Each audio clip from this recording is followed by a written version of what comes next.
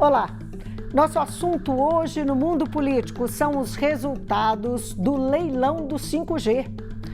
O que a nova tecnologia vai representar para o Brasil? Como vai atender o interesse público? E quem levou a melhor na batalha comercial travada entre China e Estados Unidos? O leilão da Anatel arrecadou 47,2 bilhões de reais. Claro, Vivo e TIM arremataram o lote principal que tem abrangência nacional.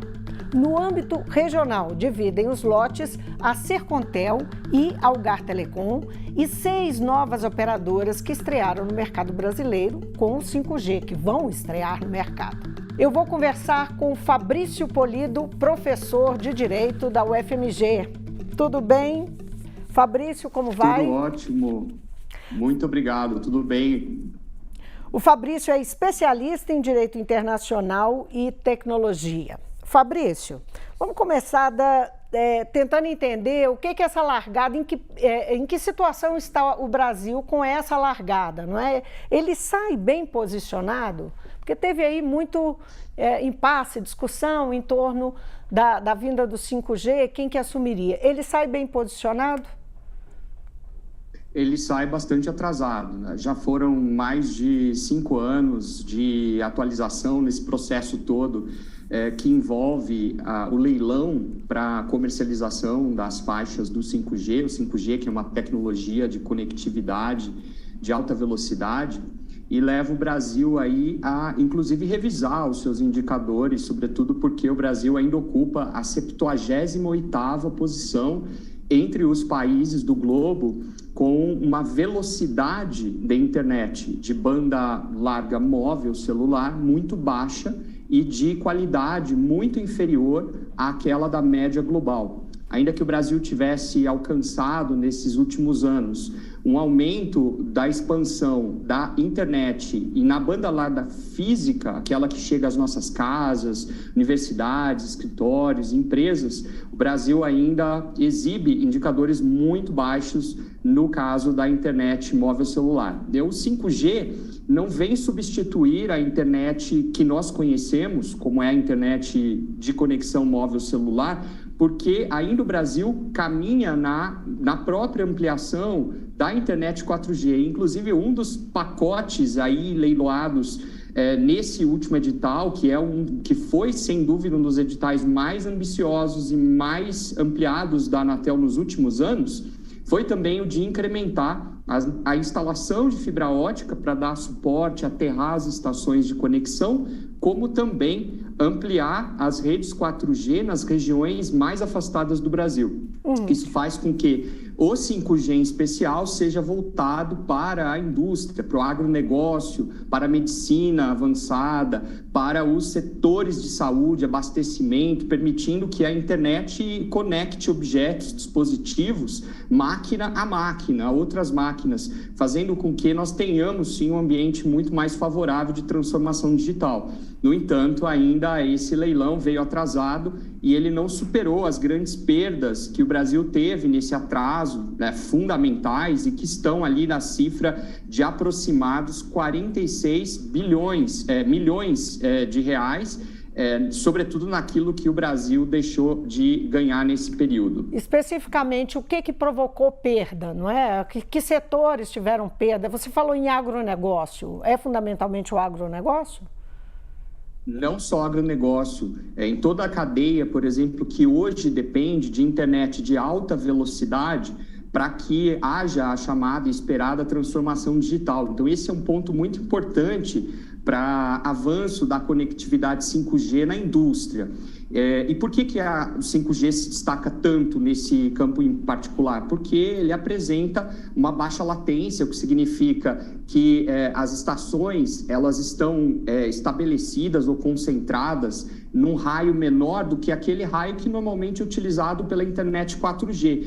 No entanto, o alcance em termos de velocidade é muito maior, por isso que se fala que a internet é o presente da conexão de internet como nós conhecemos. Agora, o fato é que esse leilão ele veio especificamente para conceder essas faixas novas de conexão ou conectividade para as empresas, que são grandes operadoras de telefonia, mas abriu um espaço importante que foi a entrada de novos agentes, novas empresas de oferta de conexão, que é muito importante, se distinguindo das 3 grandes que ainda dominam o mercado brasileiro no segmento de telecom, que são a Claro, a Vivo e a TIM, as 3 grandes operadoras que oferecem os serviços de 4G, como nós conhecemos, 3G e 4G no Brasil. A expectativa é que com esse edital, quer dizer, com as empresas que levaram as diferentes faixas, ao total 7, nós tenhamos uma ampliação da oferta de 5G que beneficiará em muito a indústria.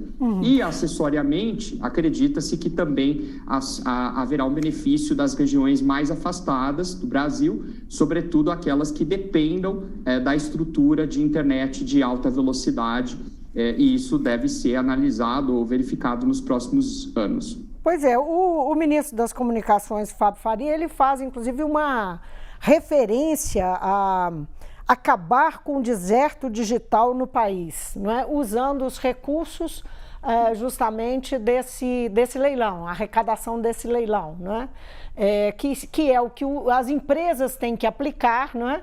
Mas o ágio que o governo pode reverter também, né, nesse sentido e tal. Como é que você avalia essa projeção que ele faz? Acabar com o deserto digital no Brasil? Porque o deserto digital é grande, né? Ele não é pequeno. Quando fala em deserto digital é que as coisas não chegam, as pessoas não conseguem completar de fato uma chamada. Isso para falar no nível individual do cidadão, mas as empresas nem se fale, não é? Elas não podem estar em lugares remotos e tal sem estrutura. Exato, e na verdade as 4 grandes bandas ofertadas nesse leilão, elas trazem consigo outras obrigações para as empresas que foram contempladas, né, e que gradualmente vão beneficiar determinadas áreas do país, ou seja, zonas mais distantes e áreas rurais, só que isso vai ser verificado apenas no médio e longo prazo. Não se trata de uma ampliação. Médio e longo prazo seriam 10 anos aí à frente, né? O que não nos levaria a uma posição muito mais favorável do ponto de vista da chamada inclusão digital que depende das estruturas, a infraestrutura de internet, da conexão de internet, seja ela móvel ou seja ela fixa, por meio da banda larga, de qualidade. Isso que o Brasil vem exibindo nos últimos anos em relação ao chamado abismo ou fosso digital está também no fato de que o país nos últimos anos abandonou uma política de ciência, tecnologia e inovação na área das telecomunicações e acesso da internet. E quando da oportunidade da revisão da Lei Geral de Telecomunicações entre 2018 e 2019, não considerou a internet como um direito fundamental, um direito essencial do cidadão.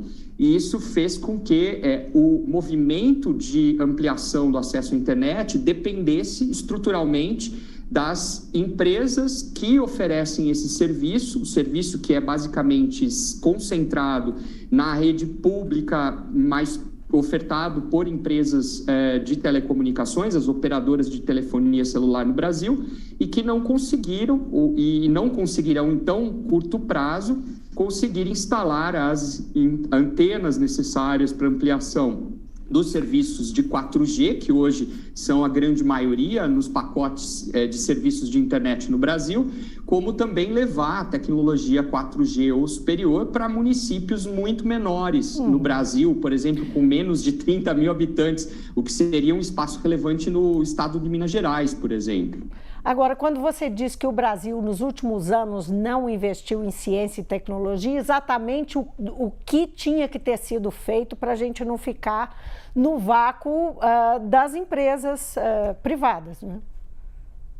Exato. Primeiro, considerar o direito de acesso à internet, sobretudo a banda larga fixa, como sendo um direito essencial do cidadão conectado à internet, o que faz com que investimentos públicos também tenham de ser feitos e não apenas a dependência total da iniciativa das empresas operadoras de telefonia, no caso no Brasil, os 3 grandes nomes, né, com a saída da própria IG no contexto, levou o espaço brasileiro a ser muito mais explorado pelas grandes empresas, e especificamente o que fez com que no Brasil se discutisse muito a respeito disso nos últimos anos, nos indicadores da União Internacional de Telecomunicações, nos indicadores da OCDE, a respeito de que o Brasil ainda ocupa uma posição muito menor, até atrás de alguns países da América Latina, no que diz respeito ao espaço, ampliação da internet, banda larga fixa, nas casas, nas empresas, nas instituições públicas, nas universidades, e que mostra o quanto o Brasil deixou de investir publicamente nesses campos, considerando essa maior estratégica também para que a indústria seja desenvolvida. Isso é um problema para a candidatura do Brasil à OCDE? Muitíssimo. Por quê? Porque o Brasil continua a ostentar, ou seja, exibir esses indicadores que são muito inferiores àquilo que nós consideramos como a média global, tanto em relação ao preço de acesso à internet, que no Brasil é extremamente caro, é o 3º país com maior custo de assinaturas de pacotes de internet, por exemplo, nas modalidades de internet fixa e internet móvel celular, e a qualidade do mundo? De banda larga mais oferecida caro? em número... Não. 3º da América Latina. Mais caro entre os países da América Latina. Globalmente, há vários rankings, vários indicadores, mas no caso da América Latina, que é a métrica que nós conhecemos, mais atualizada, de 2020, foi o último grande censo a respeito desses dados, de que o Brasil constitui aí esse 3º país, oscila entre 2º e 3º, ao lado, por exemplo, da Argentina, como países que têm um preço seria muito mais elevado para o acesso à internet. Então, esse é um indicador muito importante, e é um indicador que nós temos que sempre levar em consideração quando nós observamos o desempenho do Brasil nos indicadores de comércio e desenvolvimento, especialmente no campo de telecomunicações. E aí sim relevante para o caso da OCDE, sobretudo porque o Brasil passa aí para um processo de avaliação de pares, daqueles que são membros da OCDE, membros associados plenos, em relação ao Brasil, que hoje é considerado um parceiro estratégico da OCDE, mas ainda não conseguiu concluir ou mesmo iniciar o seu processo de adesão tão desejado à Organização para a Cooperação e Desenvolvimento Econômico, a OCDE. Você falou em 10 anos para que deixa eu ver se eu entendi. Quando você falou em 10 anos, para que isso que está sendo feito agora, esse leilão que está sendo feito, para que as empresas invistam e que haja a estrutura necessária, não é, para o funcionamento do 5G, você falou em 10 anos para atender empresas e indivíduos. E por que isso? Por uma razão muito simples. Com o resultado do leilão do 5G, as empresas vencedoras que foram contempladas nas 4 faixas têm obrigações que vão ser obrigações a serem cumpridas gradualmente nesse período, e especialmente aquelas de infraestrutura, como, por exemplo, instalar novas antenas em cidades e trechos de estradas já distantes, como também ampliar o acesso à internet 4G, que no Brasil já é bastante frágil ou debilitado em relação à média mundial.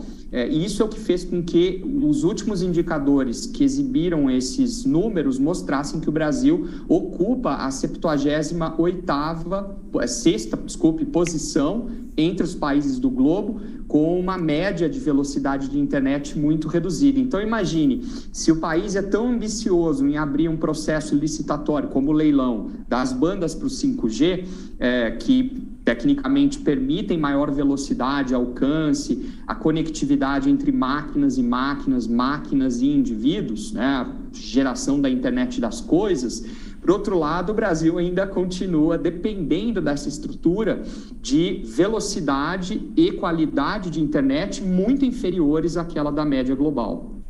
Agora, falando em interesse público, aquilo que é de interesse público, por exemplo, foi incluído no leilão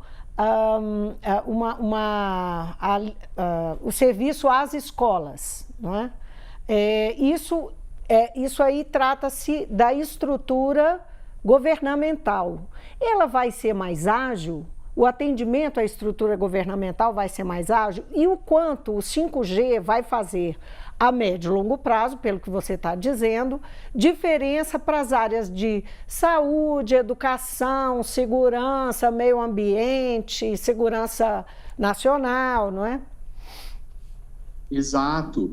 Uma das contrapartidas para os vencedores no processo de licitação dessas bandas, especificamente a de 26 GHz, que é a maior delas, foi a de oferecer internet móvel às escolas públicas nas várias regiões do Brasil, no período em que essa expansão do 5G vai adentrando as regiões mais afastadas do país. Mas, inicialmente, e essa é uma característica desse leilão especial, os grandes beneficiados no curto prazo, que seriam assim, um período de 5 anos, são os grandes centros e as zonas urbanas. E por que isso? Porque a própria evolução da tecnologia 5G depende daquelas áreas em que haja um uso intensivo da internet pela indústria. Indústria nas mais variadas áreas. Agora, o mais interessante disso tudo é que, com o desenvolvimento e ampliação do uso da 5G nos grandes centros, acredita-se, estima-se, por conta dos indicadores que também são apresentados, de que as zonas mais distantes e afastadas, e que hoje são, no caso brasileiro, regiões norte e nordeste e parte do centro-oeste, que exibem aí os indicadores mais problemáticos do ponto de vista do acesso à internet no Brasil, sejam gradualmente beneficiadas. Se nós pensarmos apenas, e eu não gosto de fazer essa redução ou relativizar, pensar apenas no agronegócio, nós vamos observar regiões, sobretudo das áreas do Sudeste e Centro-Oeste, sendo beneficiadas por conta da aplicação da tecnologia 5G no campo. Por exemplo, o uso de pulverizadores, borrifadores, drones, que são hoje colheitadeiras, que são utilizados no agronegócio, dependem, em grande medida, da internet de alta velocidade. Então, esse é um ponto muito importante. Agora, como atrelar essa obrigação, atrelar o desenvolvimento do 5G nesse campo da indústria a contrapartidas que são de cunho social e público, e uma delas é ampliar a internet de qualidade para essas zonas específicas. O caso das escolas públicas é emblemático, por quê? Porque vai depender de iniciativa também do Ministério da Educação, conjunta com a Anatel, para supervisionar como que a ampliação dos serviços de internet móvel nas escolas vai ocorrer. Então, imagine se não houver articulação de política pública de um lado da educação e telecomunicações para que a internet seja levada efetivamente nessa escola e, ao lado disso, também sejam aplicadas políticas de inclusão digital, letramento digital, que é conhecer como as tecnologias são utilizadas. Não basta apenas acesso à internet, é necessário conhecer como as ferramentas digitais se desenvolvem, se aplicam e podem ser utilizadas para outros fins, como no caso educacional. Agora, professor Fabrício, China e Estados Unidos travaram uma batalha deflagrada, uma batalha comercial, né, deflagrada pelo Trump, pelo protagonismo, né, com o 5G, do 5G. Trump dizia que a empresa chinesa Huawei não seria confiável para lidar com os dados, né? Na verdade, ele insinuou que a China faria espionagem usando a empresa. No Brasil, o discurso ideológico em defesa da segurança nacional foi replicado pelos bolsonaristas. Isso criou, inclusive, mal-estar com a China. Quem, afinal, ganhou essa batalha? Porque o que nós estamos vendo ali, né, olhando os nomes, são os mesmos e tal. A empresa, a Huawei, afinal, não disputou, porque ela é uma fornecedora de equipamentos, não é? Ela não é uma operadora, né? Então, quem ganhou essa batalha entre China e Estados Unidos? Aqui no Brasil, né? Fato, no solo brasileiro. Lógico. Parece uma queda de braços, mas, na verdade, é um processo de hostilização às empresas chinesas, especialmente ali capitaneadas pelo então governo Donald Trump nos Estados Unidos, em relação a parceiros comerciais americanos. O Brasil, um deles, é um país estratégico, sempre tem sido durante os últimos governos, mas o fato é que não foi uma política só isolada em relação ao Brasil, mas sim dos Estados Unidos em relação às empresas chinesas. E você fez uma observação muito importante, né? A Huawei, como uma das mais importantes empresas de tecnologia, de infraestrutura em telecomunicações, e aí especificamente no segmento de tecnologias da informação, não participou do leilão do 5G porque as empresas de fornecimento de serviços de TI não estavam incluídas, mas sim as operadoras de telefonia, tradicionalmente no Brasil, que vêm tradicionalmente no Brasil liderando essa área. Agora, o importante é observar que o caso brasileiro, né, houve até um movimento de disseminação de notícias falsas a respeito da participação da Huawei nesses processos, mas o fato é que a Huawei lidera no globo, como Ericsson e Nokia, nos segmentos de infraestrutura de telecomunicações. Então, é natural que ela participe de vários processos, inclusive em países europeus e agora, mais recentemente, no Reino Unido, ainda que houvesse uma resistência desses governos por conta também da pressão feita pelos Estados Unidos, que era muito mais ideológica, e a rivalidade no globo em relação a quem domina as tecnologias, e nós percebemos isso claramente na rivalidade Estados Unidos e China.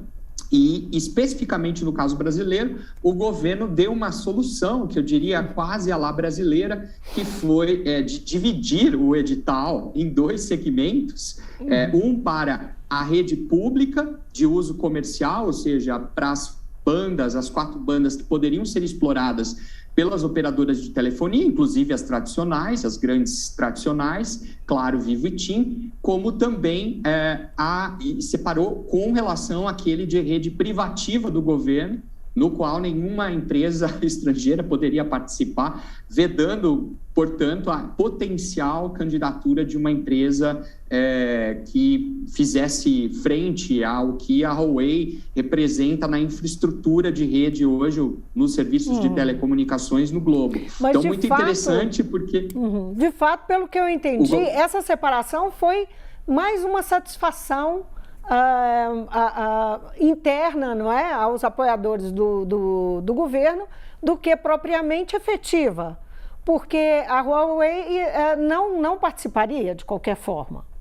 Não é isso? Participaria de qualquer forma, não participaria de qualquer forma, e mais, essa é uma posição que nos Estados Unidos em especial eu diria, né, transitou entre o governo Donald Trump e o atual governo Joe Biden, que continua muito reticente e, claro, defendendo os interesses da indústria americana de tecnologias em relação à indústria chinesa. Então, é natural que essa rivalidade dentro da indústria de tecnologias, incluindo telecomunicações, vá se espalhar ou vá contaminar as relações comerciais envolvendo os Estados Unidos e outros países, inclusive o Brasil. Então, realmente, a solução brasileira foi muito mais uma solução que eu diria de conveniência para se adaptar ao discurso, sobretudo aí de apoiadores do presidente Bolsonaro em relação à presença de empresas chinesas no Brasil, né? Mas o que seriam as empresas brasileiras sem fornecimento de insumos de tecnologia hoje também produzidos e exportados pela China? O Brasil é grande adquirente dessas tecnologias. Pois essas, Claro, Vivo, TIM, elas vão atender o mercado com insumos chineses.